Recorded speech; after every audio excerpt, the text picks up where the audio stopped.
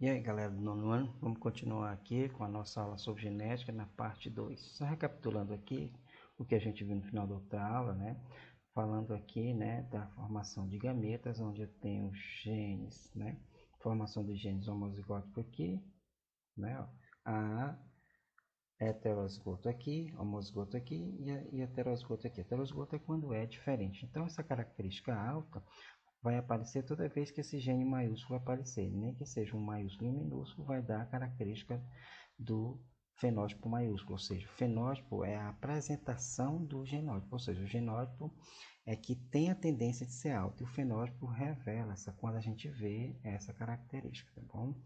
Então, nós temos aqui, ó, 3 plantas altas e aqui nasceu uma baixa, né? O gene homozigoto, ele só revela a sua característica quando ele é homozigótico, né? Quando ele é igualzinho aqui, ó, tá bom? Tem que ser os dois pequenininhos recessivos para poder se manifestar. Então, aqui, ó, hereditário em humanos. Mendel cultivou várias gerações de ervilhas e realizou diversos tipos de cruzamentos. Antes de elaborar suas conclusões, muitos geneticistas já fizeram o mesmo. Promoveram vários cruzamentos envolvendo plantas ou animais de laboratório e analisaram as características dos descendentes. Porém, pessoal, o ser humano está sujeito às mesmas leis da genética que reagem aos demais seres vivos. Olha só, mas há uma diferença. Não é aceitável fazer cruzamentos propositais entre seres humanos apenas para, tá certo? Apenas para verificar as características dos descendentes. Por quê? Porque não é aceitável fazer esses cruzamentos para botar que uma pessoa nasça desse jeito ou daquele jeito, tá certo? Então, o que se faz na prática é só analisar as características dos indivíduos que nascem, né? Com as características dos pais, dos avós, dos bisavós e por aí vai. Então, essa análise tem permitido tirar conclusões sobre a genética humana, né? Essas ilustrações aqui, ó, nós estamos vendo aqui características de orelhas, né, dominantes, um tipo de orelha que tem aqui chamado brinco, e a outra orelha que não tem um brinco, essa pontinha aqui fica ligada no couro aí do rosto. Aqui as características da pessoa que tem sarna ou não, e aqui com o bico de viúva, que é a partezinha desse cabelo forma um Vzinho aqui, ó, e esse aqui não forma isso, né? Então, essas ilustrações aí, nós vamos analisar alguma delas. Então, nós vamos analisar, por exemplo, aqui, essa aqui do com sarna e sem sarna, né? Aonde, para ter sarna, o gene SS é o dominante, tá certo? O S maiúsculo é o dominante. Então, se nascer com esse S, vai ter sarna. Então, pegaram-se dois indivíduos aqui, ó, com genes heterozigotos, que são diferentes, heterozigoto, né, um dominante com um recessivo e dois recessivos. Esse aqui é um gênero homozigoto que tem os dois genes recessivos. Neste caso aqui, ó, quando esse S se der esse S com esse Szinho, vai dar Szão, Szinho, então a pessoa vai ter sarna por causa desse Szão, que é dominante sobre o Szinho. E esse de novo aqui, igual a esse, vai ter sarna. Mas se der os dois Szinho, como eu já falei para vocês antes, o gene recessivo, para a característica dele aparecer, né, ou seja, o fenótipo dele aparecer, fenótipo, como eu já disse, é a aparência do genótipo, tá certo? O genótipo dá a característica, o fenótipo revela essa característica. Então, os dois pequenininhos aqui, homozigoto, vai dar sem sarna e também vai dar sem sarna, porque eles são recessivos. Então, nesse caso aqui, nós iremos ter a possibilidade, se tiverem 4 filhos, a possibilidade é de ter 2 filhos com sarnas e 2 sem sarnas. Aí você faz uma pergunta: se uma mulher e um homem, ambos sem sarnas, né, que são SS, para ter sem sarna, né, tem que ser SS, tiverem filhos, os filhos poderão ter sarna? Claro que não, porque esse aqui é S pequeno e S pequeno. E S pequeno com S pequeno só vai dar S pequeno aqui. Então, nenhum dos filhos vai nascer com sarna, né? Então, é isso aí que a gente pode perceber. Se tiver sem sarna, é porque é igual aqui, ó. Szinho com Szinho. Então, a mulher sem sarna e o homem sem sarna também vai ser Szinho com Szinho. E todos os cruzamentos aqui vai dar só Szinho. Todos vão ser sem sarna.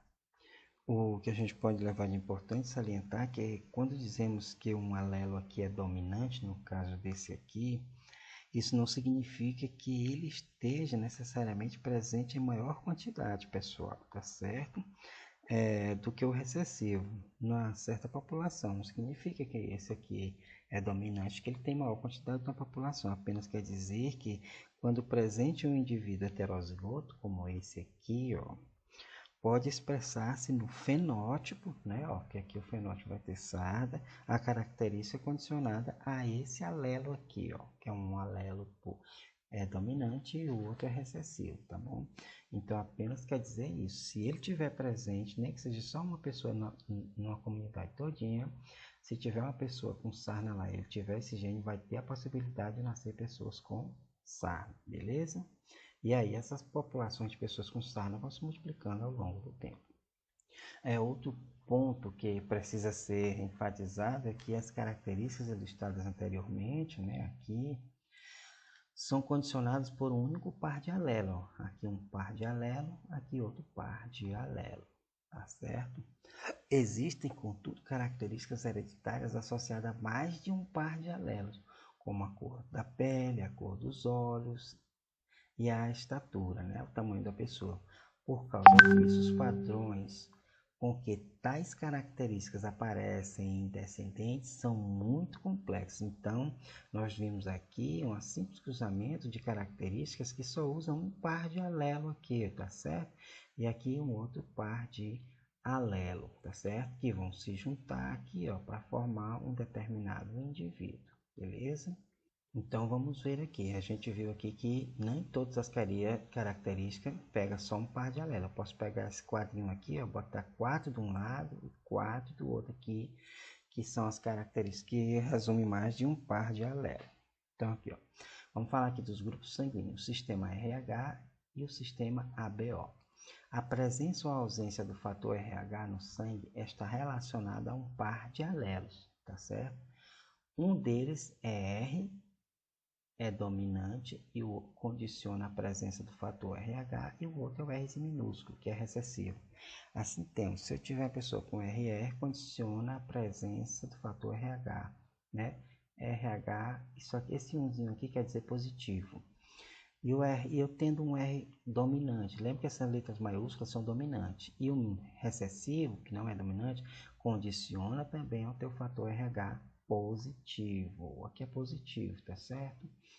Esse umzinho aqui. Depois eu vou ajeitar para frente. O Rzinho com Rzinho, que é o homozigoto aqui, ó, que é o recessivo, então agora ele condiciona a ausência desse fator RH. E o que seria esse fator RH? O que é esse RH? No sistema RH de classificação, o sangue pode ser do tipo RH+, né? Ou RH positivo, ou RH negativo. E o que é isso? O que diferencia ambos os tipos e o fato de os indivíduos ter RH positivo apresentarem no sangue? Então, gente, algumas pessoas têm esse fator RH positivo. Como é chamado de RH positivo? Eles apresentam nas superfícies do globo vermelho uma substância denominada fator RH. Então, dentro das células das pessoas, algumas pessoas têm esse fator chamado de RH em cima dos glóbulos vermelhos. São chamadas pessoas de RH positivo. E outras pessoas não têm esse fator RH, né? Essa substância aí em cima dos glóbulos vermelhos do sangue, né? Que é o chamado RH negativo. E o que é que tem a ver isso aí no sangue da gente? Por que a gente deve saber isso?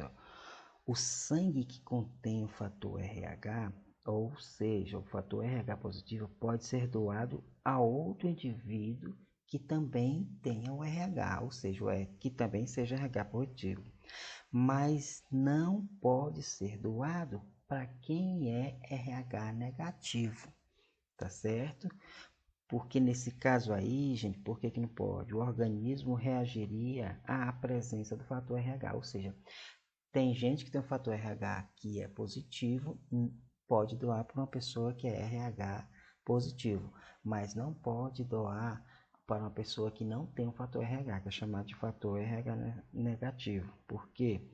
Porque o sangue, né, o organismo, ele não vai reconhecer, ele vai achar que esse fator RH aí é uma substância estranha ao corpo. Então ele começa a ocorrer uma lenta graduação, a reação ao sangue recebido, né? Reação essa que numa segunda transfusão seria violenta, podendo provocar a morte do paciente. Então, até que a pessoa recebeu a primeira vez uma pouca quantidade, uma pessoa que não tem o RH, ou seja, o RH negativo, recebeu uma pessoa que tem um RH, ou seja, que é RH positivo, o corpo começa a reagir contra aquele sangue ali. Eles vão lançar anticorpos contra aquelas hemácias daqueles glóbulos brancos, daqueles glóbulos vermelhos ali, destruindo aqueles glóbulos vermelhos, tá certo? Ou seja, o corpo vai achar que tem algo estranho, que entrou algo estranho dentro dele. E ele vai começar a destruir aqueles glóbulos vermelhos que tem o fator RH. E isso se uma pessoa que não tem o fator RH receber de uma pessoa que tem o fator RH, tá certo? E aí se ela tem essa reação, né? E se ela receber de novo, como o corpo já adquiriu anticorpos contra aquele fator RH ali positivo, se ele receber de novo, vai ser mais violento o ataque naquelas hemácias, porque no começo o corpo ainda vai produzir os anticorpos, é o tempo que aquele sangue ali vai saindo, vai se desfazendo, né? Que o sangue da gente sempre está renovando. Mas da próxima vez que ele receber, se essa pessoa que é fator RH negativo receber do fator RH positivo, aí ele já tem os anticorpos preparados, aí o ataque é violento, a pessoa pode morrer, tá certo? E como eu falei, esse fator RH vem também dependente do gene, né? Que é o gene R, que é o dominante, né? E o gene Rzinho, que é o recessivo. Então, a pessoa, como eu falei aqui para vocês, se ela tiver o gene RR, então ela tem o RH positivo. Se ela é Rzão, Rzinho, RH positivo. Se é o Rzinho, Rzinho, aí vai ser o RH negativo, ou seja, não vai ter esse RH nos glóbulos vermelhos. Aí você me faz uma pergunta, mas professor, se uma pessoa que tem um sangue RH negativo, ou seja, que não tem um fator RH, for doar para a pessoa que tem o RH, vai acontecer algum problema? Nesse caso aí não vai ter, né? Porque os glóbulos brancos não vão ter essa estrutura diferente em cima das hemácias, dos glóbulos vermelhos. Mesmo o outro tendo, mas ele ainda não vai se estranhar com esse sangue que não tem, tá certo? Então, as pessoas que não têm fator RH, tá certo? Não pode receber das que têm, mas as pessoas que têm, né, pode receber das que não têm, tá certo? Não vai causar estranheza no sangue, beleza? Então, vamos falar aqui um pouco do sistema ABO, né, que é os tipos de sangue, ABO, que são os tipos de sangue, e AB, né? Então, vamos falar um pouco deles aí, ó. A diferença entre esses tipos de sangue está na presença de certas substâncias na superfície dos glóbulos vermelhos também.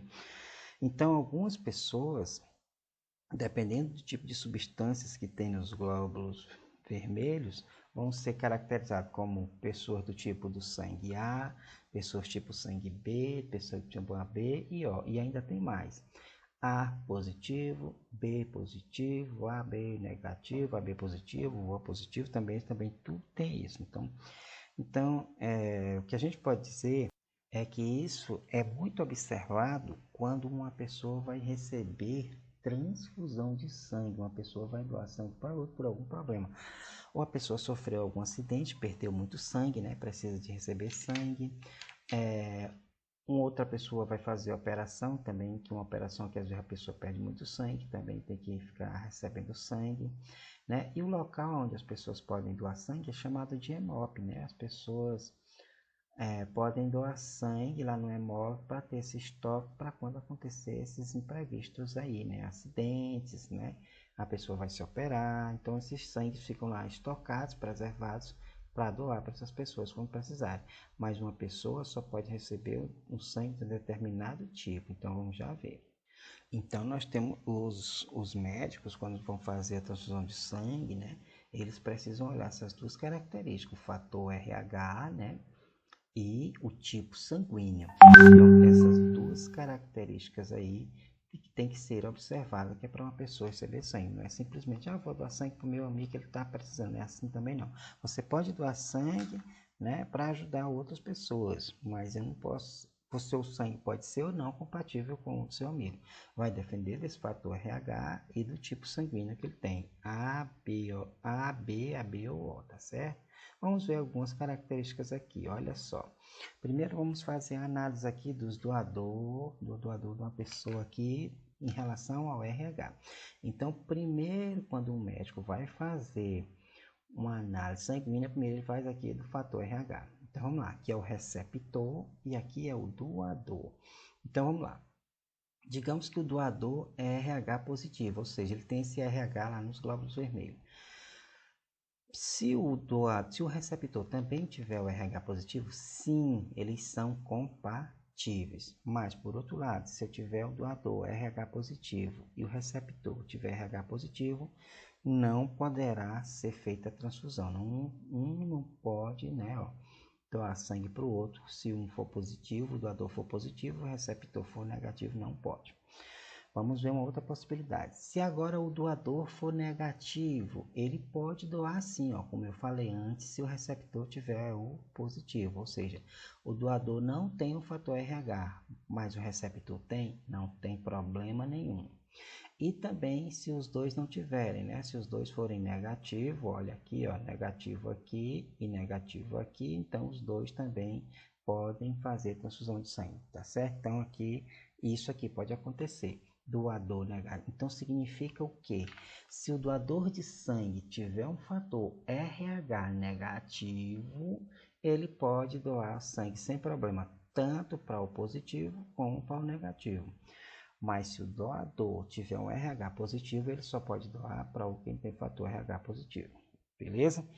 Agora vamos fazer a outra análise. Digamos que fez a análise, o cara tinha um fator RH positivo, o cara tinha um fator RH negativo e o outro também tinha um fator RH negativo. Então, por esse método aqui, ó, esse cara aqui poderia receber o sangue desse. Agora vamos ver aqui doador e receptor para o tipo sanguíneo. Veja o seguinte, olha. Quem é receptor aqui, ó? O receptor, tá vendo aqui, ó?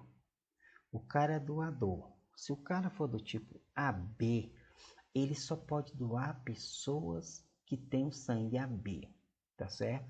Ele não pode doar para quem tem sangue A, nem B e nem O, tá certo?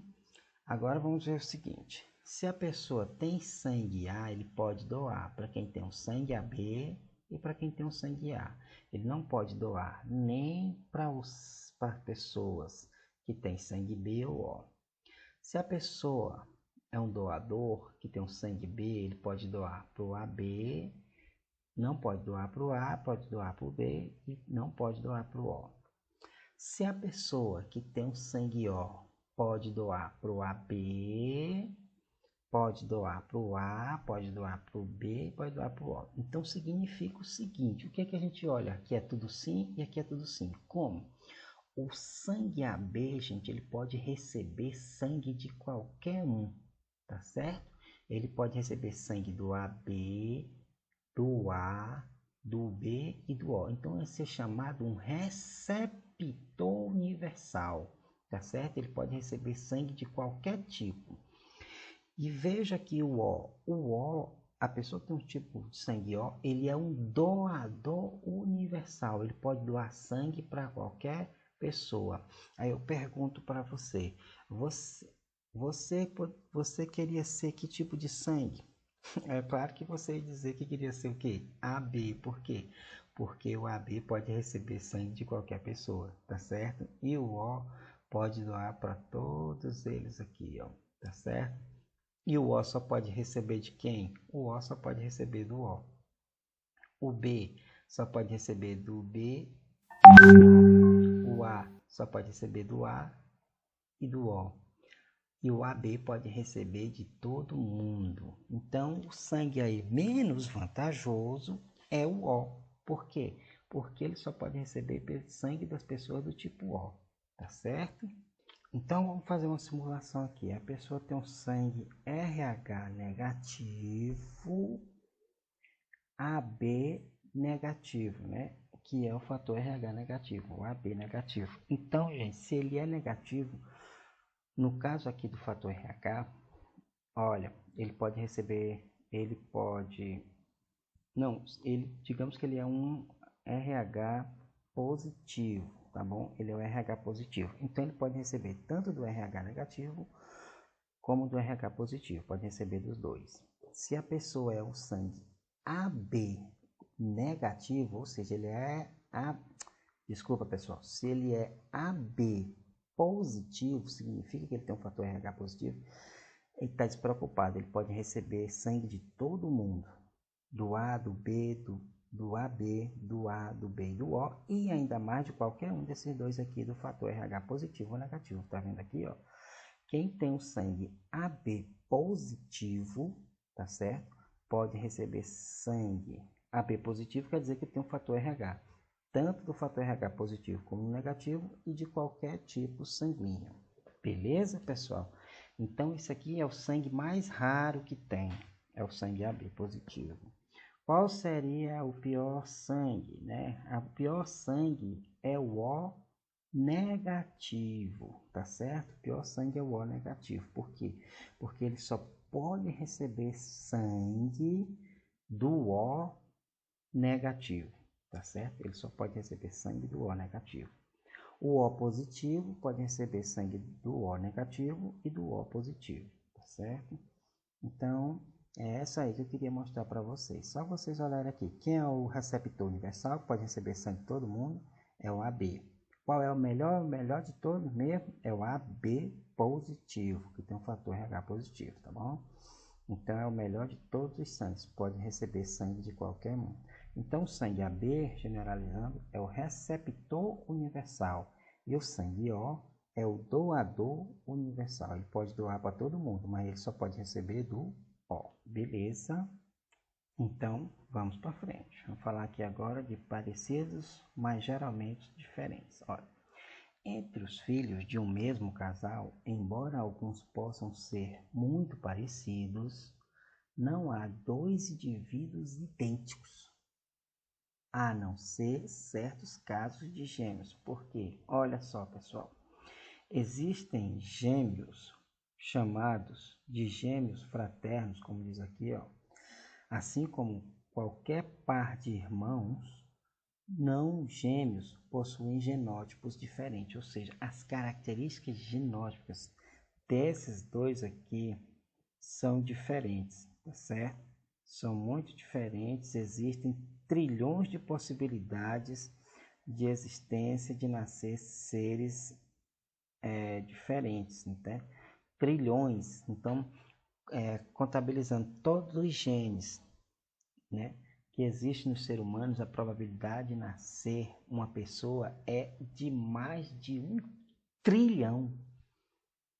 É por isso que não tem pessoas iguais, pessoal, tá certo? Porque as variedades genéticas que tem no ser humano é enorme, então não vai nascer duas pessoas idênticas, iguais, a não ser nesses casos aqui, ó.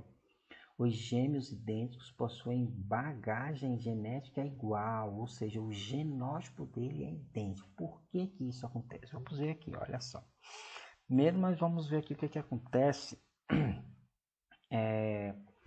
com os genes aqui para nascer, mesmo sendo gêmeos, essas meninas aqui são gêmeos, nasceram da mesma barrigada, tá certo? Mas o que foi que aconteceu?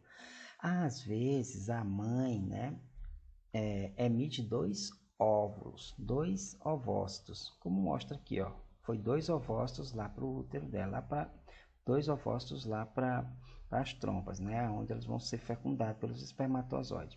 Então, o homem ele lança um monte de espermatozoide, né, na hora da fecundação. Apenas um fecunda, porque quando um espermatozoide entra dentro do ovócito, ele cria uma rígida camada impedindo que os outros entrem. Então, mas quando ela emite dois ovos, dois ovócitos, vai gerar o quê? Dois espermatozoides vão entrar em dois ovócitos diferentes. Então, vai gerar duas células ovo, ou dois zigotos.